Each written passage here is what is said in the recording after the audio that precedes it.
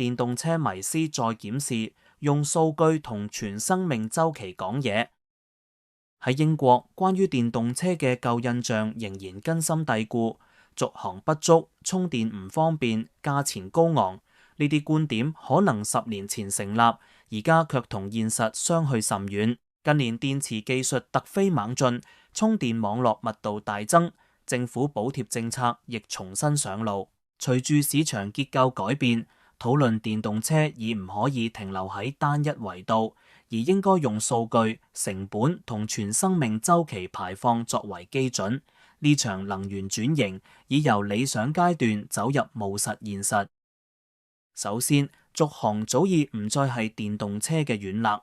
主流車款嘅實測，續航普遍達到200至300英里，一啲高效能型號更可以達到400英里以上。例如 Mercedes-Benz EQS 450加嘅官方 WLTP 續航達到453英里，足夠完成倫敦至愛丁堡嘅長途行程。呢種進步唔係偶然，而係電池能量密度提升、空氣力學設計同熱管理技術成熟嘅結果。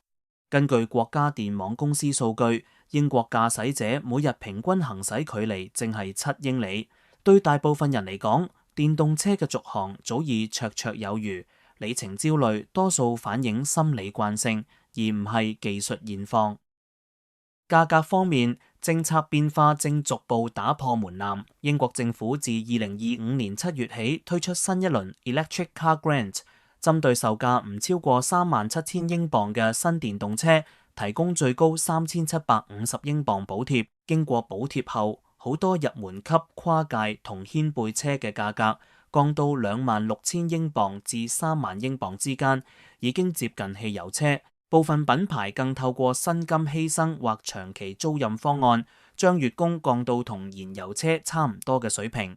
呢個唔只係行銷策略，而係政策、供應鏈同規模經濟共同作用嘅結果。購買決策如果以3年總擁有成本來衡量，而唔係單純比較車價，電動車嘅吸引力會更加明顯。用車成本嘅優勢更加直接。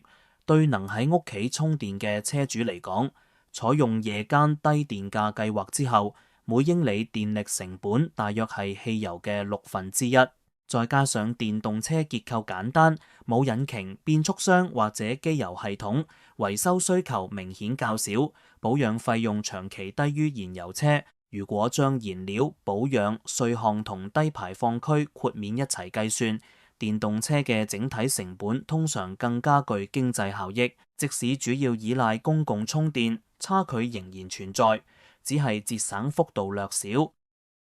充電設施都喺迅速擴展，截至2025年第3季，全英公共充電點總數達到86,000個，分佈喺超過43,000個地點，按年增長超過20%，其中快速同超快速充電樁比例不斷提升，縮短咗等待時間，提高咗可用性。對冇私人車位嘅居民嚟講，路邊燈柱充電同社區停車場設施嘅普及，令日常補電唔再困難。部分地區仍然存在分佈唔均問題，但整體趨勢顯示，充電便利性正穩步追上傳統加油模式。最後，最常被誤解嘅一點，環保效益。批評者通常只睇到電池製造階段嘅碳排放，卻忽略咗全生命週期排放 （life cycle emissions）。根據國際清潔交通委員會 （ICCT） 嘅研究，歐洲地區電動車喺整個生命週期嘅溫室氣體排放量比汽油車低約70%。英國能源信託基金嘅估算亦顯示，典型電動車嘅整體排放約為燃油車嘅1/3。呢個係因為電動車喺行駛階段零尾氣排放 （zero tailpipe emissions） 唔單止減少碳排放，仲顯著改善城市空氣質素。隨住再生能源喺電網中比例不斷上升，電動車嘅環境優勢會更加明顯。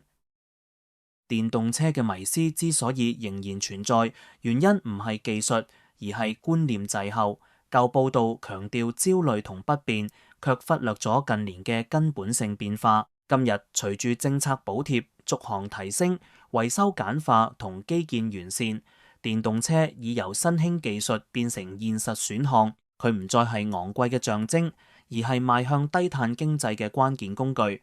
真正嘅問題唔係是否改變，而係何時全面擁抱呢場能源轉型。